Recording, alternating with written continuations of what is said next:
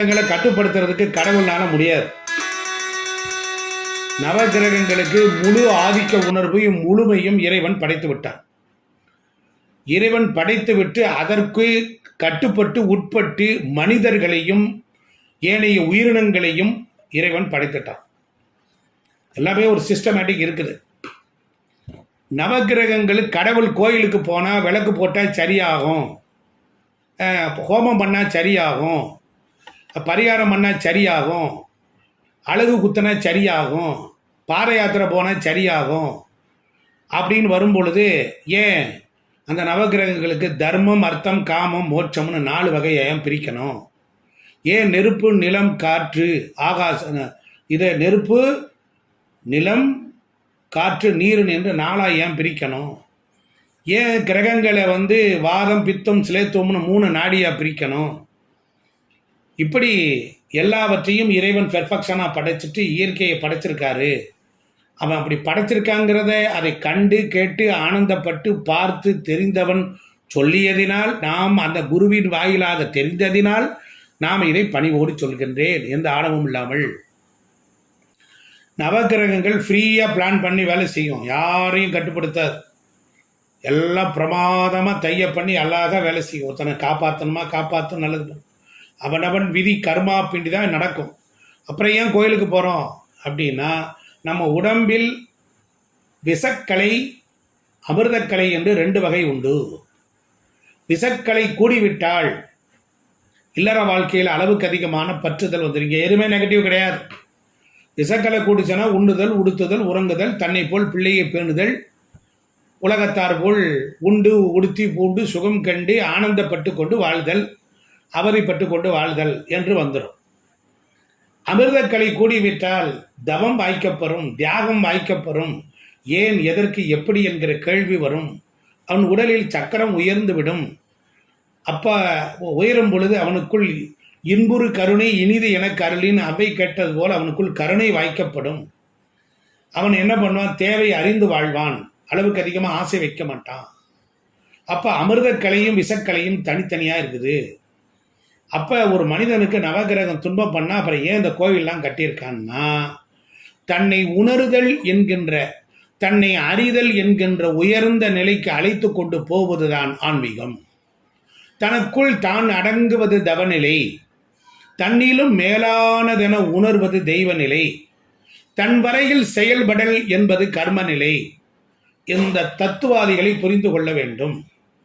ஒருவனுக்கு ஏன் கோயில், அந்த கோவிலுக்கு போனால் அவனால் தவம் பண்ணி இறைவனை தான் உச்சி ஸ்தானத்தில் வைத்து அடைய முடியும். தன்னுள் உள்ளே ஒளிந்திருக்கிற இறைவனை பேச்சை மூச்சால் அடக்கி தவத்தால் ஆண்டவனை அறிய தெரியாதவனுக்கு, பாமரனுக்கும் சாமானியனுக்கும் தான் சித்தர்கள், மகான்கள் 7 பிரகாரங்கள் வைத்து 7 நிலையை கடந்து 7 சக்கரங்களை கடந்து கருவறையில் கான்சன்ட்ரேஷன் பண்ணி அங்கே செயற்கை மெடிடேஷன் உருவாக்கி தவத்தால் ஆனந்தத்தால் இறைவனை எப்படி ஒருவன் தியானத்தில் கண்டு இன்பம் பெறுவானோ அதை செயற்கை தவமாக கோவிலாக நமக்கு வடிவமைத்து தந்திருக்கிறார்கள்.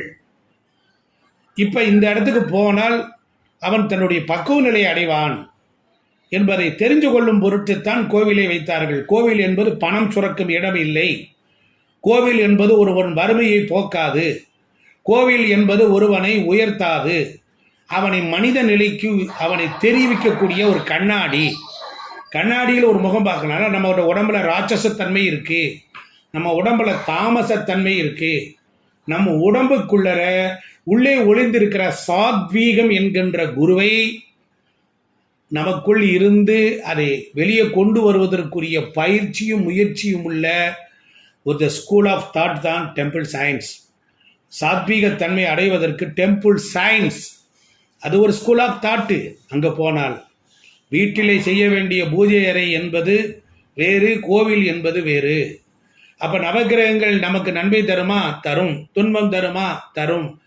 அப்போ ஒரு மனிதன் இந்த கீழே நெருப்பை தொட்டால் சுடுது, பக்குவத்தை அடைவதற்காகத்தான் ஆலயத்தில் தனக்குள் சாத்வீகத்தன்மை உள்ள ஒருவனை தொட்டு தட்டி எழுப்பி அவனை சாத்வீகம் உள்ளவனாக மாற்றுதல். மிருக குணங்களில் பலகாலம் பிறந்து பிறந்து இழைச்சிருக்கிறோம்.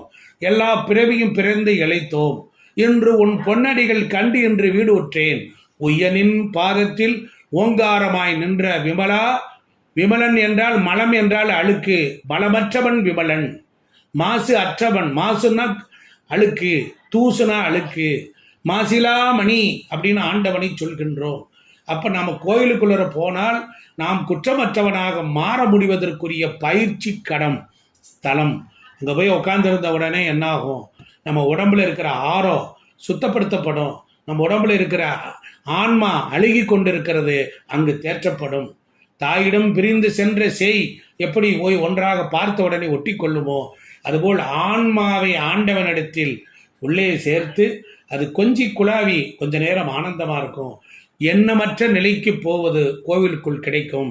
குற்றங்குறைகள், பிரச்சனைகள், குழப்பங்கள், எண்ணற்ற வாழ்வில் போராட்டங்களோடு இருப்பவன் 7 பிரகார கோயில்களை கடந்து கடந்து போகும்போது ஒவ்வொரு சக்கரம் இயற்கையாக ஒவ்வொரு கோபுரத்தின் வாயிலாக ஆக்டிவேஷன் ஆகி அவனை சுத்தப்படுத்தி புனிதப்படுத்தி கொண்டு போய் அம்பாள் முன்னாளில் நிறுத்துகிறது.